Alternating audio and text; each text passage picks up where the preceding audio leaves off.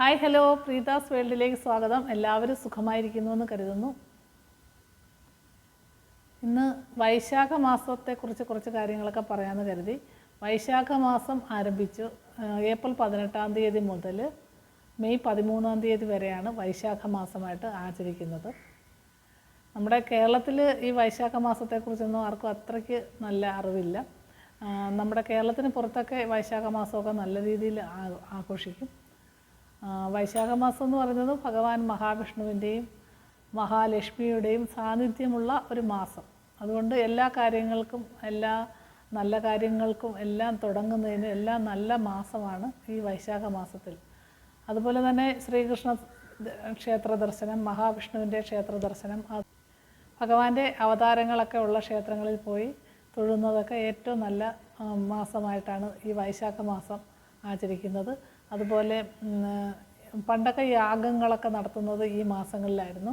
ഇപ്പോൾ പിന്നെ കലിയുഗത്തിൽ യാഗങ്ങളൊന്നുമില്ല. മനുഷ്യരൊക്കെ ധാരാളം തിന്മകളൊക്കെ ചെയ്ത് നടക്കുന്ന സമയമാണ്. അപ്പോഴും നമ്മൾ ദാനധർമാദികളൊക്കെ ചെയ്യുന്ന ഏറ്റവും നല്ല മാസമാണ് ഈ വൈശാഖ മാസം. അതുപോലെ ഗുരുവായൂരൊക്കെ നല്ല തിരക്കായിരിക്കും ഈ വൈശാഖ മാസത്തിൽ. ഒരുപാട് ആൾക്കാർക്ക് ഇപ്പം വൈശാഖ മാസത്തെക്കുറിച്ചൊക്കെ അറിഞ്ഞു വരുന്നുണ്ട്. ഇപ്പോൾ യൂട്യൂബിലൊക്കെ ഒരുപാട് ഈ മാസത്തെക്കുറിച്ചുള്ള എല്ലാ കാര്യങ്ങളും വലിയ വലിയ ആചാര്യന്മാരും അതുപോലെ അതിനെക്കുറിച്ച് അറിവുള്ള ആൾക്കാരൊക്കെ ധാരാളം പ്രഭാഷണങ്ങളൊക്കെ നടത്തുന്നുണ്ട്. അതിലൊക്കെ കേട്ടിട്ടൊക്കെ ആൾക്കാർക്ക് ഇപ്പം ഇതൊക്കെ മനസ്സിലായി വരുന്നുണ്ട്. പിന്നെ കുറേ ആൾക്കാർക്ക് താല്പര്യമില്ലാത്തവർ ഇതൊന്നും നോക്കാറില്ല, അത് വേറെ സത്യം. പിന്നെ ഭക്തജനങ്ങളുടെ ഒരു താല്പര്യമുള്ള ആൾക്കാർക്ക് വൈശാഖ മാസമൊക്കെ വളരെ പ്രാധാന്യമുള്ള മാസമാണ്. അപ്പോഴും നമ്മൾ ദാനധർമാദികളൊക്കെ നടത്തണമെന്നുള്ളതാണ് ഏറ്റവും പ്രധാനം. ഇപ്പം യാഗങ്ങളും യജ്ഞങ്ങളും ഒന്നും നടത്താൻ പറ്റിയില്ലെങ്കിലും ദാനങ്ങൾ ചെയ്യുക, മറ്റുള്ളവരെ സഹായിക്കാൻ കഴിയുന്നെങ്കിൽ അതൊക്കെ ഏറ്റവും നല്ല സമയമാണ് ഈ വൈശാഖ മാസം. പിന്നെ ഗുരുവായൂരൊക്കെ പോയി തൊഴാൻ പറ്റുന്നെങ്കിൽ ഏറ്റവും നല്ലതാണ്. നല്ല തിരക്കായിരിക്കും, എങ്കിലും പോയി തൊഴണം. അപ്പോൾ ഞാൻ ഇന്ന് വിചാരിച്ച് നമ്മൾ ഗുരുവായൂർ പോയി തൊഴുതതിൻ്റെയും അവിടെ ഉണ്ടായൊരു അനുഭവത്തിൻ്റെയൊക്കെ ഒരു കഥ പറയാമെന്ന് കരുതി. അനുഭവം ഒരുപാട് നമുക്ക് ഗുരുവായൂർ ക്ഷേത്രത്തിൽ പോയി കഴിഞ്ഞാൽ എല്ലാവർക്കും ഓരോരോ അനുഭവങ്ങളായിരിക്കും ഉണ്ടായിരിക്കുക. അപ്പോൾ പണ്ട് എനിക്കുണ്ടായ ഒരു അനുഭവം, പണ്ടെന്ന് പറഞ്ഞാൽ ഒരു 10-28 കൊല്ലങ്ങൾക്ക് മുമ്പ് ഉണ്ടായൊരു അനുഭവം പറയാമെന്ന് കരുതി. അപ്പോൾ ഇപ്രാവശ്യം ശ്രീകൃഷ്ണ ഭഗവാന്റെ മാസമാണല്ലോ ഇന്ന് വൈശാഖ മാസം. അപ്പോൾ ഭഗവാനെക്കുറിച്ചുള്ള ഒരു ഓർമ്മ പുതുക്കലും കൂടെ ആവാം എന്ന് കരുതി. എൻ്റെ മകന് ഗുരുവായൂർ വെച്ചാണ് ചോറൂണ് പറഞ്ഞിരുന്നത്. അപ്പോൾ ഞങ്ങളിവിടുന്ന് കൊല്ലത്ത് നിന്ന് ഒരു വണ്ടി നിറച്ച് ഒരു അമ്മയും അച്ഛനും എല്ലാവരും കൂടെ ചേർന്ന് ഞങ്ങൾ ഗുരുവായൂർ ചോറ് കൊടുക്കാൻ പോയി. അപ്പോൾ അവന് തുലാഭാരവും നേർന്നിട്ടുണ്ടായിരുന്നു. ചോറ് കൊടുക്കാൻ പോയി അവിടെ എത്തിയപ്പോഴത്തേക്കിനും മൂത്ത കുട്ടി മോളാണ്. അവൾ ഭയങ്കരമായിട്ട് വണ്ടിയിൽ നിന്ന് ഛർദ്ദിച്ച് ഒരു അവശ നിലയിലായതുകൊണ്ട് നമ്മൾ അന്ന് തുലാഭാരം നടത്താൻ പറ്റിയില്ല. നമ്മൾ തിരിച്ച് വന്നിട്ട് ഇനി ഒരു ദിവസം വരുമ്പോൾ അവൻ്റെ തുലാഭാരം നടത്താം എന്ന് തീരുമാനിച്ചു. അങ്ങനെ ഞങ്ങൾ തിരിച്ചു പോരുന്നു. തിരിച്ചിങ്ങോട്ടും ആ കുട്ടി ഭയങ്കര ഛർദ്ദിലായിരുന്നു. വളരെ അവശ നിലയിൽ എങ്ങനെയും വീട്ടിലെത്തിച്ചു. അവൾക്ക് യാത്ര ചെയ്താൽ ഭയങ്കര ഛർദ്ദിലാണ്. കുറച്ച് യാത്ര ചെയ്യപ്പോഴേ കൊച്ചുനാളിൽ ഭയങ്കര ഛർദ്ദിലാണ്. ഇപ്പം പിന്നെ മുതിർന്നപ്പം കുറച്ച് ഛർദ്ദിലൊക്കെ മാറിയിട്ടുണ്ട്. അങ്ങനെ ഇവൻ്റെ തുലാഭാരം ഇങ്ങനെ നീണ്ടു പോയി. അങ്ങനെ ഒരു 2-3 വയസ്സൊക്കെ ആയി. അന്നേരം നമ്മൾ ഒരു ദിവസം പോയി. അന്നും അതുപോലെ തിരക്ക്, തുലാഭാര കൗണ്ടറിന് അടുത്തോട്ട് എത്താൻ പറ്റാത്ത തിരക്ക്. അന്നും നമ്മൾ പിന്നെ ഈ തുലാഭാരം നടത്താതെ തിരിച്ചു പോരുന്നു. വീണ്ടും ഒരു 5-6 മാസങ്ങൾക്ക് ശേഷം ഞങ്ങളുടെ സിസ്റ്ററിലോ അവിടെ തൃശ്ശൂർ ജോലി ചെയ്യുന്നുണ്ടായിരുന്നു. അപ്പോൾ അവരുടെ വീട്ടിൽ കയറിയിട്ട് ഞങ്ങൾ ഇതുപോലെ ഗുരുവായൂർ തൊഴാനായിട്ട് പോയി. അപ്പോഴെൻ്റെ മനസ്സിൽ ഭഗവാനെ ഇപ്പോഴെങ്കിലും ഇവൻ്റെ തുലാഭാരം നടത്താൻ പറ്റണേ എന്ന് ഞാനിങ്ങനെ പ്രാർത്ഥിച്ച് പോവുകയാണ്. അങ്ങനെ ആദ്യം പോയി തുലാഭാരത്തിനുള്ള റെസിപ്റ്റ് എടുത്തു. സൂക്ഷ്മം പോലെ അവിടെ ചെന്നപ്പം ഭയങ്കര തിരക്ക്. അപ്പോൾ ഇവൻ നല്ല ഒരു വണ്ണമൊക്കെ ഉള്ളൊരു കുട്ടിയാണ്. അവനെ എടുത്തിട്ടുണ്ട്. ഈ മോള് എൻ്റെ അടുത്തൊന്നും മാറത്തില്ല. അന്നേരം അപ്പൂപ്പൻ്റെ അമ്മൂമ്മയുടെ അടുത്തൊന്നും പോകത്തില്ല. അവളും എൻ്റെ കൂടെ ക്യൂവിൽ നിൽപ്പുണ്ട്. ഞങ്ങളിങ്ങനെ നിൽക്കുക. അപ്പോഴും ഭയങ്കര തിരക്കെന്ന് വെച്ചാൽ തുലാഭാരത്തിന് ഭയങ്കര ആൾ. അപ്പോൾ ഞാനിങ്ങനെ ഭഗവാനെ മനസ്സുരുകി വിളിക്കുന്നുണ്ട്, അയ്യോ ഇപ്രാവശ്യവും ഇവൻ്റെ തുലാഭാരം നടത്താൻ പറ്റത്തില്ല, ഇങ്ങനെ വിഷമിച്ച് നിൽക്കുക. അപ്പോൾ അച്ഛനൊക്കെ പുറത്തുനിന്ന് പറയുന്നുണ്ട്, നീ പോരാ, ഇനിയിപ്പോൾ പിന്നൊരിക്കൽ ഒന്ന് നടത്താൻ, വലുതായാലും നടത്തുന്നതിന് കുഴപ്പമില്ല, എനിക്ക് പോരേ പോരേന്ന് അവരെല്ലാം വിളിക്കുന്നുണ്ട്. എന്നാലും എൻ്റെ മനസ്സിൽ ഭഗവാനെ ഇതെങ്ങനെയും ഇപ്രാവശ്യമെങ്കിലും നടത്താൻ പറ്റണേ എന്നിങ്ങനെ ഞാൻ പ്രാർത്ഥിച്ചുകൊണ്ട് നിൽക്കും.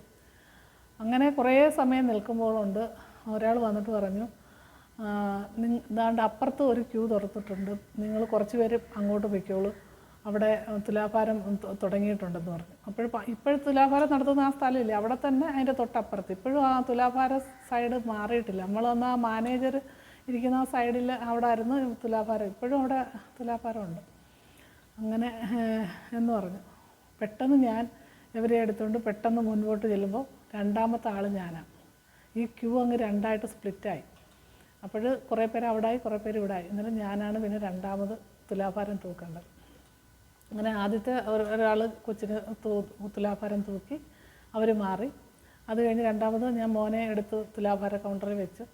അപ്പോൾ അവൻ തട്ടിൽ വെച്ച് പഴമൊക്കെ പഴമായിരുന്നു, പഴത്തിൽ തുലാഭാരമൊക്കെ തൂക്കി, കദളിപ്പഴം എടുത്ത് വെച്ച് തുലാഭാരമൊക്കെ തൂക്കി അവനെ ഇറക്കി കഴിഞ്ഞ് ഞാനിങ്ങനെ ദക്ഷിണ കൊടുക്കാനായിട്ട് തിരിഞ്ഞ സമയത്തുണ്ട് എൻ്റെ മോള് കയറി ആ തുലാഭാര തട്ടിൽ കയറി ഇരുന്ന് ഊഞ്ഞാലാടുന്ന കണക്ക് കൈ രണ്ടും ആ തുലാഭാരത്തിൻ്റെ ചങ്ങലയെ പിടിച്ചുകൊണ്ട് അതിലിരിക്കുക ആ പട്ടിനകത്ത്. ആകപ്പാടെ ഞാൻ ഒരാൾക്ക് ഇത് എടുത്തിട്ടുള്ളൂ, അതിൻ്റെ കൂടെ ഈ കുട്ടി കയറി ഇരിക്കുമെന്ന് ഒരു പ്രതീക്ഷയില്ലായിരുന്നു. അപ്പോഴത്തേക്കിന് അയാൾ പറയുന്നുണ്ട്, എന്ത് റെസിപ്റ്റ് എടുക്കൂ, ഇത് കുട്ടിക്ക് എന്താണ്, നെയ്യാണോ പഞ്ചസാരയാണോ ശർക്കരയാണോ എന്നൊക്കെ ചോദിക്കുന്നുണ്ട്. അപ്പോഴും ഞാൻ പറഞ്ഞു, അയ്യോ അത് തുലാഭാരത്തിനുള്ള കുട്ടിയല്ല, ഇവന് മോന് മാത്രമേ ഉള്ളൂ തുലാഭാരം, അവളെ ഇനി ഇറക്കൂ എന്ന് പറഞ്ഞു. അപ്പോൾ പുള്ളി പറഞ്ഞു, അങ്ങനെ ഇറക്കാൻ പറ്റില്ല, പിന്നെ ഒരു കുട്ടി തുലാഭാര തട്ടിൽ ഇരുന്ന് കഴിഞ്ഞാൽ കുട്ടിയെ തൂക്കിയിട്ട് ഇറക്കാൻ പറ്റും, ഇല്ലെങ്കിൽ ആ കുട്ടിക്ക് ദോഷമാണ്, ആയുസ്സിനൊക്കെ ദോഷം ഉണ്ടാവും, അതുകൊണ്ട് പെട്ടെന്ന് നിങ്ങൾ എന്താണെന്ന് പറയൂന്ന് പറഞ്ഞു. എനിക്ക് പറയാൻ എൻ്റെ റെസിപ്റ്റും ഇല്ല, ഒന്നുമില്ലാതെ എന്താ പറയണമെന്ന് അറിയാൻ വയ്യ. പെട്ടെന്ന് അദ്ദേഹം അവിടെ ഇരുന്ന് 2 കൊലയെടുത്ത് എളുപ്പം അങ്ങ് വെച്ചിട്ട് അവളെ 2 പൊക്കി താക്കി 2 പ്രാവശ്യം ഇങ്ങനെ ആക്കി ഭഗവാനെ തൊഴുതോളാൻ പറഞ്ഞു. ഇവളും അന്നേ ഒരു മിടിക്കുക, അവൾ അന്നേരം തന്നെ തൊഴുതു ഇറങ്ങി. എന്നിട്ട് എൻ്റെ കൂടെ പറഞ്ഞ് പെട്ടെന്ന് പോയി എത്ര കിലോ ഉണ്ടെന്ന് എഴുതി തന്നു. പോയി തുലാഭാരത്തിൻ്റെ റെസിപ്റ്റ് എടുത്തിട്ട് ഇവിടെ കൊണ്ട് തരാൻ പറഞ്ഞു. അങ്ങനെ ഞാൻ പെട്ടെന്ന് ഓടിപ്പോയി.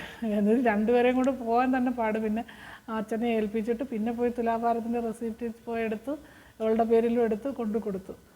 അപ്പോഴത്തേനും എനിക്ക് ഇതുപോലെ വിഷമവും സന്തോഷവും സങ്കടവും എല്ലാം ഒന്നിച്ചു വന്നു എന്നുള്ളതാണ്. കാരണം ഞാൻ എത്രയോ വർഷം കൊണ്ട് ആശിച്ച് എവനെ ഒന്ന് തുലാഭാരം തൂക്കാൻ വേണ്ടിയിട്ട് നടക്കുന്നു.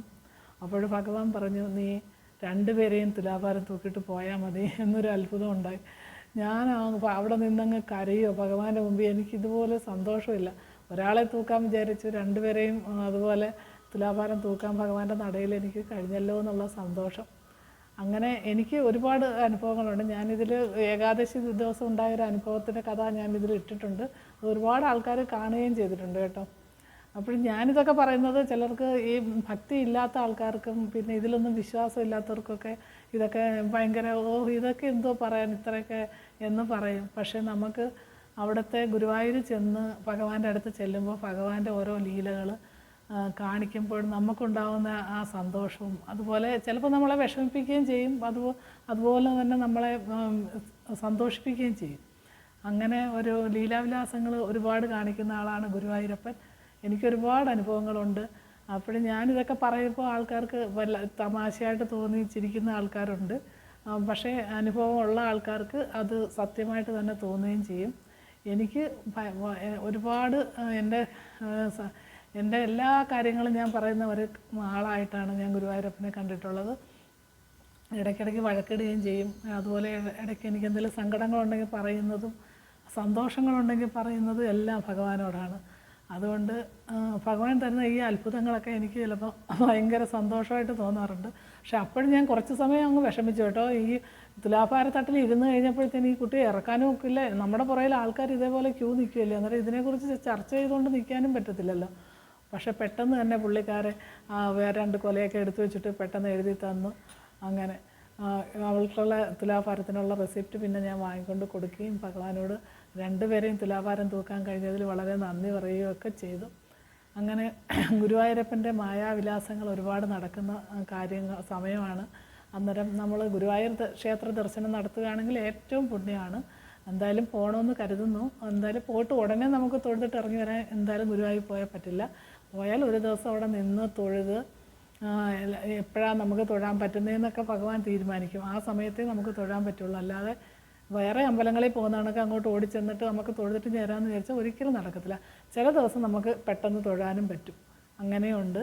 അതുകൊണ്ട് ഒരുപാട് പോകണമെന്ന് വിചാരിക്കുന്നു. അതുകൊണ്ട് എന്തായാലും വൈശാഖ മാസത്തിൽ ഭഗവാന്റെ അടുത്ത് പോയി തൊഴാനും അതുപോലെ ഭഗവാന്റെ പൂജകളൊക്കെ കാണാനും അതുപോലെ നമ്മളെപ്പോഴും വൈകിട്ടത്തെ ശീവേലി ഉച്ചക്കലത്തെ അലങ്കാരമൊക്കെ കാണാൻ കഴിയുന്നത് ഭയങ്കര ഭാഗ്യമാണ്.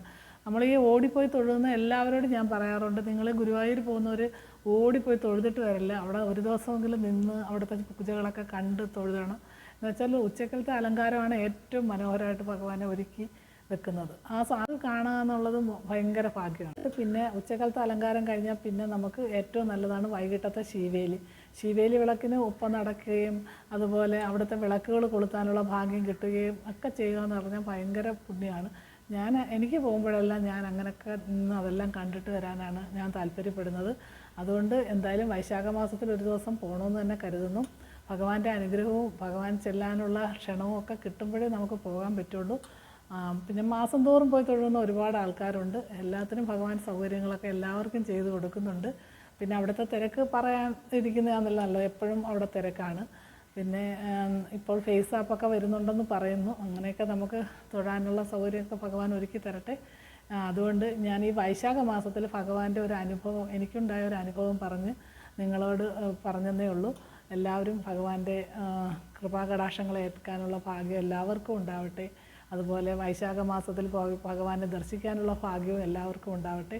അങ്ങനെ ദാനധർമാദികളൊക്കെ ചെയ്തും നല്ല കാര്യങ്ങൾ ചെയ്തും വൈശാഖ മാസം ഒരു പുണ്യമാസമായി തീരാൻ എല്ലാവരെയും അനുഗ്രഹിക്കട്ടെ എന്ന് പ്രാർത്ഥിച്ചുകൊണ്ട് തൽക്കാലം നിർത്തുന്നു. മറ്റൊരു വീഡിയോയുമായി നാളെ കാണാം.